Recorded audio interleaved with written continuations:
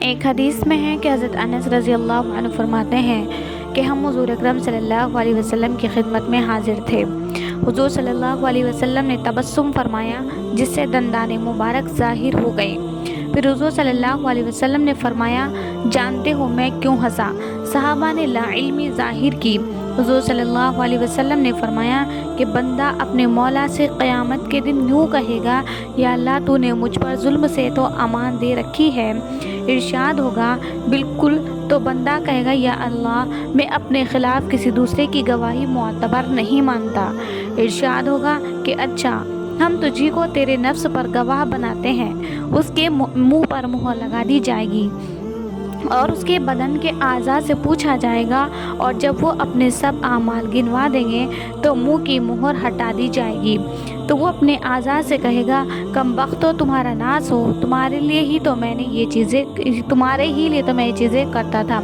یعنی ان حرکتوں کی لذت تو تم کو ہی ملتی تھی، تم ہی اپنے خلاف گواہی دینے لگے، مگر اعضاء بھی مجبور ہیں کہ اس دن کوئی چیز خلاف حق بات نہ کہہ سکیں گے۔ ایک اور حدیث میں ہے کہ آدمی کے اعضاء میں سب سے پہلے بائران بولے گی کہ اس سے کیا کیا حرکتیں ہوئی، اور اس کے بعد دوسرے اعضاء بولیں گے، غرض ہر عضو اپنے کیے ہوئے نیک اور بد اعمال گنوا دے گا۔ اسی وجہ سے ایک اور حدیث میں حضور صلی اللہ علیہ وسلم کا ارشاد ہے کہ سبحان اللہ، الحمدللہ وغیرہ کو انگلیاں پر گنا کرو، اس لیے کہ قیامت کے دن ان اعضاء کو گویائی عطا ہوگی اور ان سے باز پرس ہوگی۔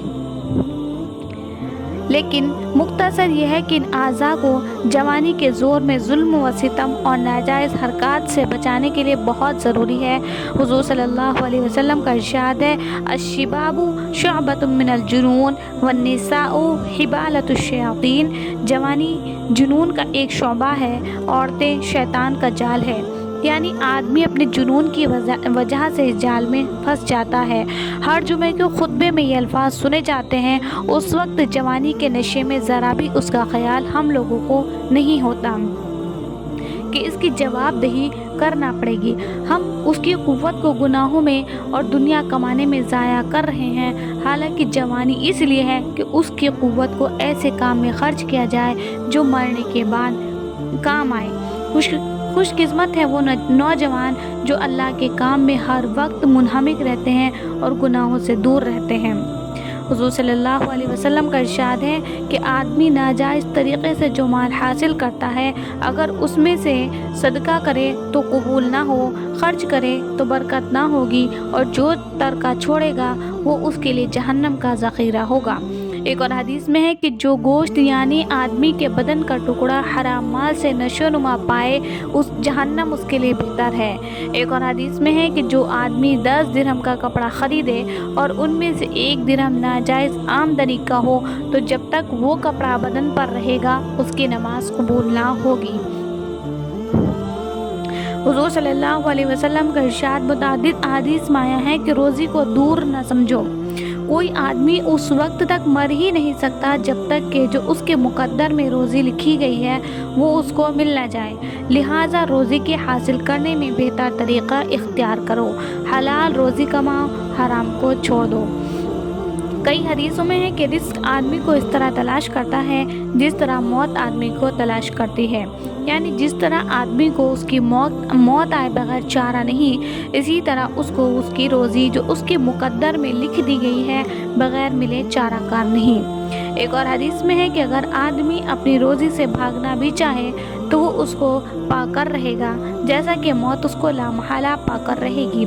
ایک حدیث میں ہے کہ روزی آدمی کے لیے متعین ہے، اگر ساری دنیا کے جن و انس مل کر اس کو اس سے ہٹانا چاہے تو نہیں ہٹا سکتے۔ ایک حدیث میں حضور صلی اللہ علیہ وسلم کا ارشاد ہے، اگر تجھ میں 4 چیزیں ہوں تو دنیا کی کسی چیز کے نہ ہونے کا قلق نہیں: امانت کی حفاظت، بات میں سچائی، اچھی عادت، روزی میں پاکیزگی۔ ایک حدیث میں ہے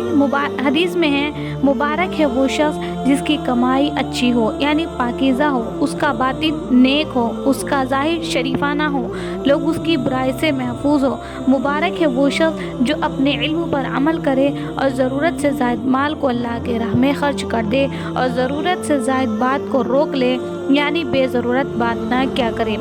حضرت سعد رضی اللہ عنہ نے ایک مرتبہ حضور صلی اللہ علیہ وسلم سے درخواست کی کہ میرے لیے اس بات کی دعا کرے کہ حق تعالی شانہ مجھے مستجاب الدعا، جو دعا کرے وہ قبول ہو جائے، بنا دے۔ حضور صلی اللہ علیہ وسلم نے فرمایا اپنی روزی کو پاکیزہ بنا لو، مشتبہ مال نہ کھاؤ، مستجاب الدعا بن جاؤ گے۔ قسم ہے اس ذات کی جس کے قبضے میں محمد صلی اللہ علیہ وسلم کی جان ہے کہ آدمی ایک حرام کا لقمہ اپنے پیٹ میں ڈالتا ہے جس سے اس کی 40 دن کی عبادت نامقبول بن جاتی ہے، اور جس کی پرورش حرام مال سے ہوئی ہو، جہنم اس کے لیے زیادہ مناسب ہے۔ اور بھی بہت سی روایت میں یہ حدیث آئی ہے۔ اس لیے اپنی آمدنی کے ذرائع میں بڑی احتیاط کرنا چاہیے۔ ظاہر کے اعتبار سے اگر اس احتیاط میں کوئی نقصان نظر آتا ہو تب بھی برکت اور مال کے اعتبار سے وہ کمی بہت زیادہ فائدہ مند اور نقصان سے بچانے والی ہے۔ چوتھا مطالبہ یہ ہوگا کہ مال کو کہاں خرچ کیا، کہ آدمی کے مال میں اس کے کام آنے والا صرف وہی ہے جس کو اللہ کے راستے میں آدمی خرچ کر دے، اس کے موجود رہنے میں، اس کے علاوہ کہ وہ اپنے کام نہ آ سکے، بیکار محض رہا۔ متعدد نقصانات بھی دوسری فصل کے ختم پر گزر چکے ہیں، اور جتنا زیادہ مال کی کثرت ہوگی اتنا ہی زیادہ حساب میں دیر لگنا تو ایک کھلی ہوئی بات ہے۔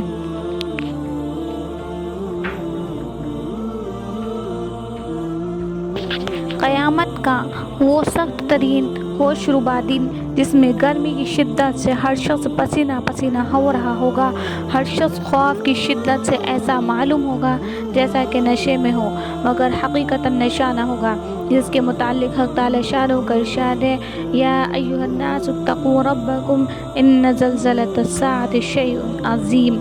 اے لوگو اپنے رب سے ڈرو، بے شک قیامت کا زلزلہ جو ان قریب آنے والا ہے بہت سخت چیز ہے۔ جس دن تم اس کو دیکھو گے تو تمام دودھ پلانے والی عورتیں خوف کی وجہ سے اپنے دودھ پیتے بچے کو بھول جائیں گی، اور تمام حاملہ عورتیں دہشت کی وجہ سے اپنے حمل وقت سے پہلے ہی ادھورے گرا دیں گی، اور تو لوگوں کو نشے کی سی حالت میں دیکھے گا اور حقیقتاً نشہ نہ ہوگا بلکہ اللہ تعالیٰ کا عذاب ہی سخت ہے جس کے خوف سے ان کی یہ سب حالت ہوگی۔ اور اس کے بعد چند رکوع بعد ارشاد ہے وَنَضَعُ الْمَوَازِينَ الْقِسْطَ لِيَوْمِ الْقِيَامَةِ، اور قیامت کے دن ہم میزان عدل قائم کریں گے اور کسی پر کسی قسم کا ظلم نہ ہوگا، اور اگر رائے کے دانے کے برابر بھی کسی کا کوئی عمل نیک یا بد ہوگا تو ہم اس کو وہاں سامنے بلائیں گے اور ہم حساب لینے والے کافی ہیں۔